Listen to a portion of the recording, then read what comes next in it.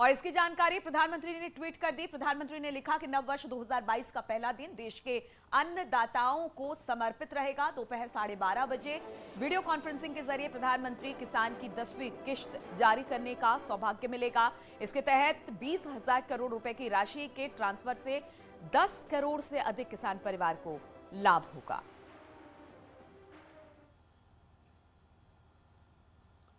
और सीएम योगी आदित्यनाथ आज रामपुर को नए साल के पहले दिन बड़ी सौगात देने वाले हैं। सीएम योगी यहां पर करीब 95 करोड़ रुपए की परियोजनाओं का लोकार्पण और शिलान्यास करने वाले। आजम खां के गढ़ में सीएम योगी बीजेपी की जन विश्वास यात्रा के तहत मिलक के रठौड़ा में बड़ी जनसभा को संबोधित करेंगे। सीएम दोपहर करीब 2:50 पर हेलीकॉप्टर के जरिए रठौड़ा पहुंचेंगे। इसके बाद 2:55 पर कार्यक्रम स्थल पर पहुंचेंगे और यहां पर एक जनसभा को संबोधित करेंगे।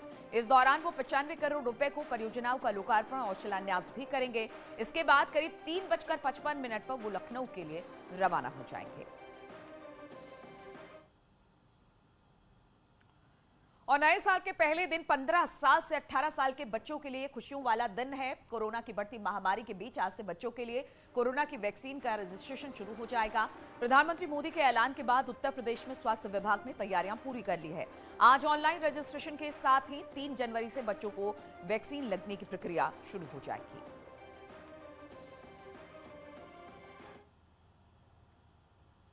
और ओमिक्रॉन के बढ़ते संकट को देखते हुए उत्तर प्रदेश सरकार एक बार फिर से अलर्ट मोड पर आ गई है। सीएम योगी ने शुक्रवार को राम मनोहर लोहिया मातृ शिशु रेफरल चिकित्सालय के पास तैयार करवाए गए ऑक्सीजन प्लांट का जायजा लेने पहुंचे। साथ ही सीएम योगी ने कोविड-19 को लेकर तैयारियों का निरीक्षण भी किया। सीएम योगी ने अधिकारियों से तैयारियों को लेकर बात भी की और उन्हें अलर्ट रहने के निर्देश भी दिए।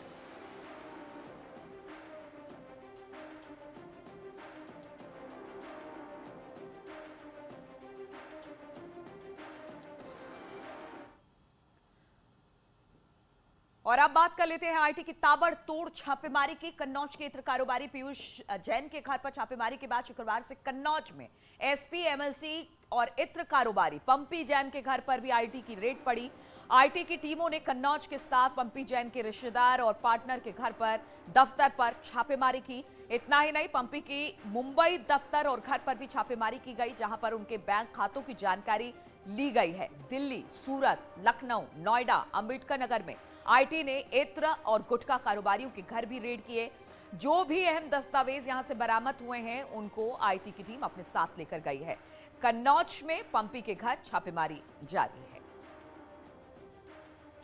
तो लगातार पुष्पराज जैन के यहां छापेमारी चल रही है। अलग अलग जगहों पर तस्वीरें भी हम आपको दिखा रहे हैं। कल पूरे दिन आईटी डिपार्टमेंट का छापा इसी तरह से पड़ता रहा। कन्नौज, हाथरस, अंबेडकर नगर, कानपुर, चाहे दफ्तर हो चाहे घर हो, हर जगह, यहां तक कि जो पंपी जैन हैं उनके रिश्तेदारों के यहाँ, उनके पार्टनर्स के यहाँ भी छापेमारी की गई है। और लगातार ये छापेमारी आज भी जारी है। कन्नौज में पंपी के घर पर छापेमारी जारी है और कल रात में इस तरह की सूचना भी मिली थी कि रात भर पंपी के घर पर ही रुककर आईटी विभाग की टीम छापेमारी करेगी। तो कन्नौज, कानपुर से लेकर मुंबई तक रेड अलर्ट है और इसको लेकर बताया जा रहा है कि छापेमारी चल रही है। तो आईटी की टीमों ने कन्नौज के साथ पंपी जैन के रिश्तेदार, पार्टनर सभी के घर, दफ्तर पर छापेमारी की है। इतना ही नहीं, पंपी के मुंबई दफ्तर और घर पर भी छापेमारी की गई। उनके बैंक खातों की जानकारी ली गई। दिल्ली, सूरत, लखनऊ, नोएडा, अंबेडकर नगर, जिसकी तस्वीरें भी हम आपको दिखा रहे हैं। कल पूरे दिन छापेमारी चलती रही है।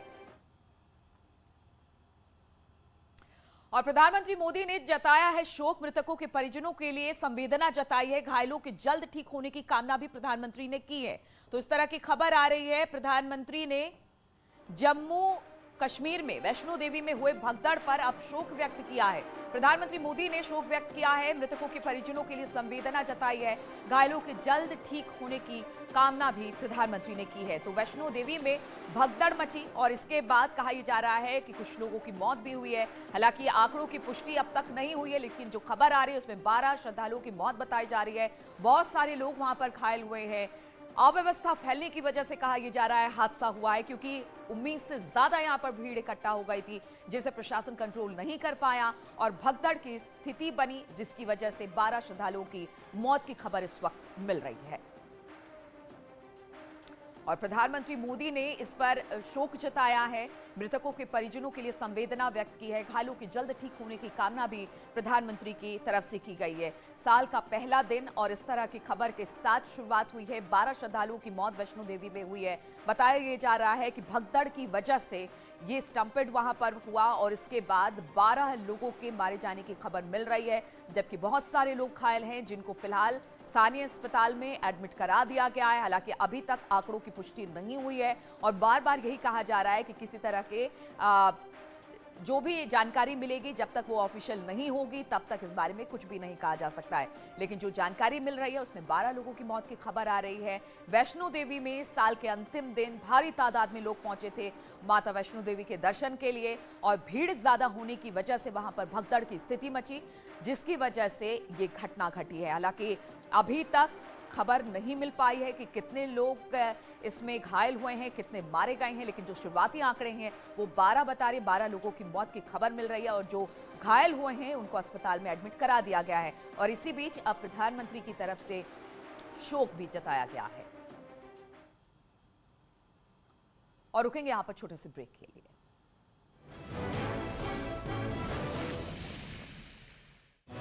की उम्र में अभि शर्मा का कमाल, आवाज से चलने वाला कंप्यूटर प्रोग्राम बनाया।